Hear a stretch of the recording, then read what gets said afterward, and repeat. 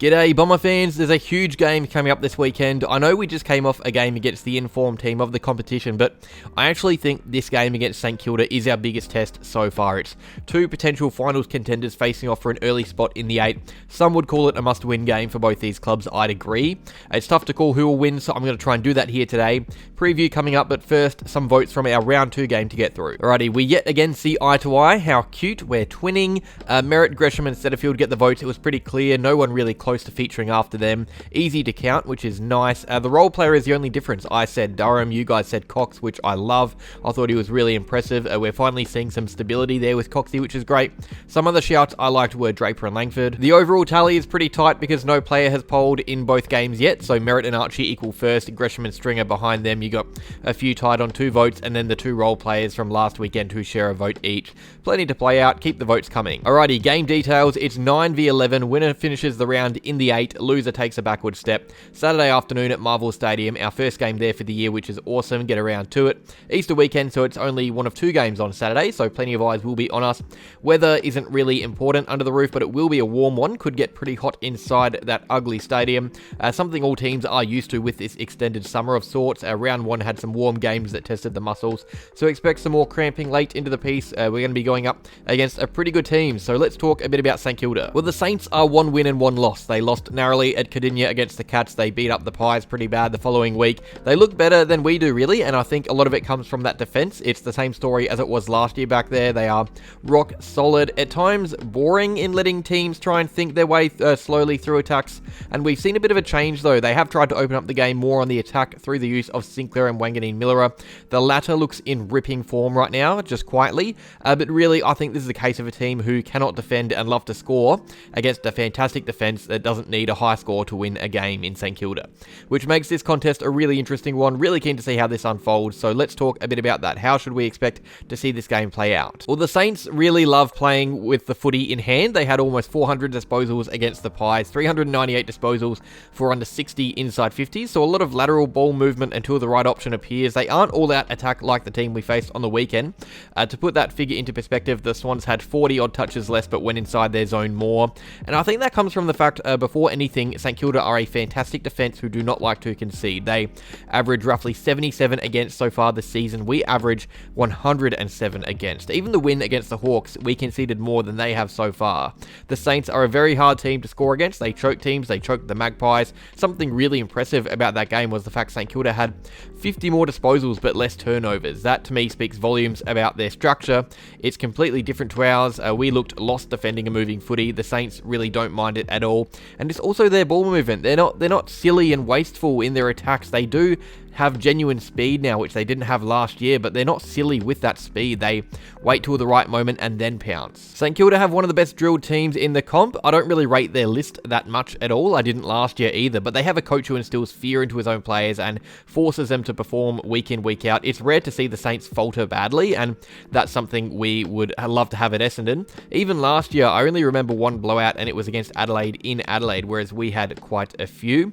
The Saints are a very hard team to beat. They are consistent, they're hard-working. They won't put teams away like Sydney or Geelong or GWS, but they won't be out of the game either. So we have our work cut out for us no matter what, because this side doesn't have bad days, and I think they are more dangerous in 2024 because they have found the ability to attack more. They were boring in 2023.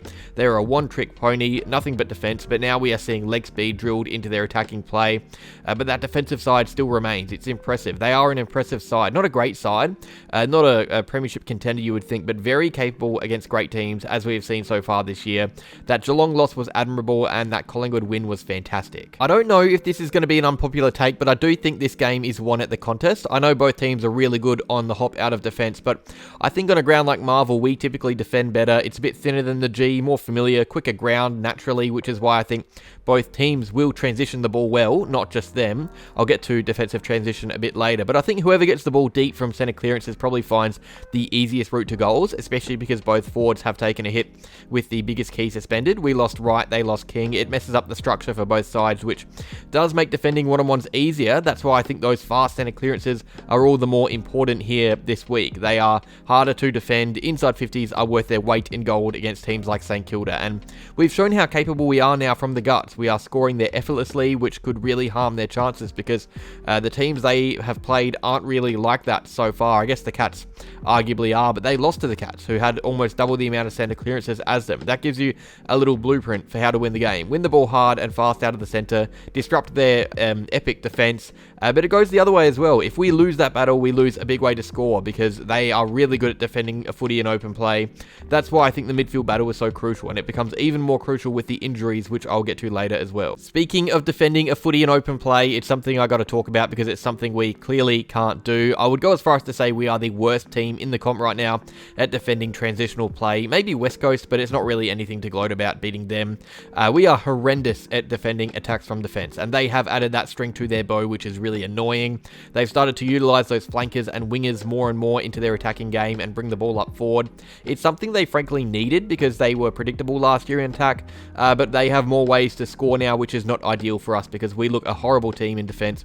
Not the back six in particular, but our team defense. We put way too much pressure on Mackay and the other guys down there. It's impossible to defend when you have the ball changing direction so easily and quickly around the field. Our backs must get whiplash watching teams cut us up, and I have no doubts that the Saints will do that to us this weekend at times. We just have to make sure we are structurally more sound than we were against Hawthorn and Sydney, or we lose. Simple as that. Forward pressure in a game like this becomes really important because territory in a game like this is really important. If they lock the ball in, we're in trouble, and they have good pressure forwards. Butler might return, Higgins is awesome, whereas we struggled to get the best out of Menzies this year, and Guelphy's obviously injured now. If we can apply decent forward pressure like we did in round 1, it makes it harder for them to attack from D50, which is obviously our kryptonite right now. So it's clearly an area for us to work on. If we had a Higgins in our team, we would look a lot more sound in defense, funnily enough, solely because they would make defensive transition less clean from the source. I think forward pressure at Marvel is a must, and for some reason that ground just brings out the heat and a new temperament, I guess. So if we are lacking, we should be really worried. I think it's also crucial that we win direct matchups. There are some huge ones. Windhager will go to Merritt. Whoever wins there is going to be really important. But you look at some others. Martin and Wanganeen Millero, they're not playing on each other, but you get the feeling whoever has more of an impact could really play a huge part in deciding the game out of those two.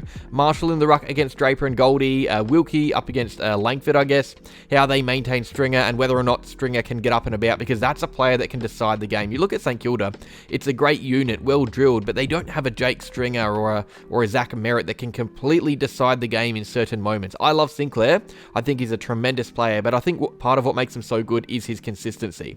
If you had Sinclair having a 10 out of 10 game and Stringer having a 10 out of 10 game, Stringer's impact would be bigger. Simply put, we have a few players like that as well. Langford, Draper, Parrish if he is back. These are guys that could really have a say on the game if they play well. At the very least, we need them winning their direct matchup. But most importantly, I think the main component, or I guess the main factor, I should say, is efficiency. First off, conversion efficiency, finishing our chances when you get them, because we're not going to get many. Neither team will put up a mammoth score. It's the difference between 12 goals 5 and 5 goals 12. Finishing those tough set shots that you might not finish on another day. Finding the right options to do so as well. And that's another thing, basic skills, fundamentals, getting those right. This is not a team that you can simply turn over the pill against needlessly. We are going to have to be on both in front of goals and around the ground, nailing the basics, finishing our chances. I think whoever does that better probably wins the game. Team news, a lot to talk about. We have a few players out, a few players in. Wright has been suspended for 4 games, unfortunately. McGrath and Setterfield have been added to the injury list as tests, but they are both expected to play. Parrish should return. Shield is a test, but a week off, I'd say.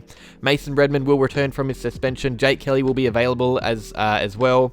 So a lot of changes going on. As for the Saints, they have a bunch of injuries. Both wingmen Liam Henry and Mason Wood are out.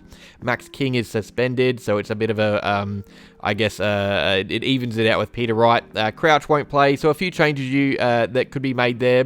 Going to be a busy match selection panel for both teams. You get the feeling that those tests of ours could really decide things, though. Kelly, McGrath, Parrish, Setterfield, and Shield. If 3 or 4 of those guys don't play, then we could be in real trouble again from selection, but I think it should be okay. Prediction, it's really tough. I'm flip-flopping a bit. It's close to a 50-50. The bookies have the Saints as favourites, and I understand that. They have looked a good side so far, but I think it's going to be close. It could go either way. It's one of those games where it doesn't really matter who is playing better. It's all about conversion, finishing chances, nailing those basics, winning the hard footy, the Essendon edge. It's going to tell us a lot about both teams. It could be an early final. My heart is saying Essendon, obviously, and tomorrow I might change my prediction again, but because it's already changed 50-odd times. But right now, I think St Kilda logically are the better team, the more drilled team, and have better coverage for their losses. I think St Kilda win by 10, but again, that might change tomorrow, and I might regret this prediction. It's a tough one to call. That is all, though. Prediction done. Let me know what you think down below. Should be a good game, hopefully, and hopefully it is a win for us. Like the video if you enjoyed, subscribe if you are new, and as always, go Bombers.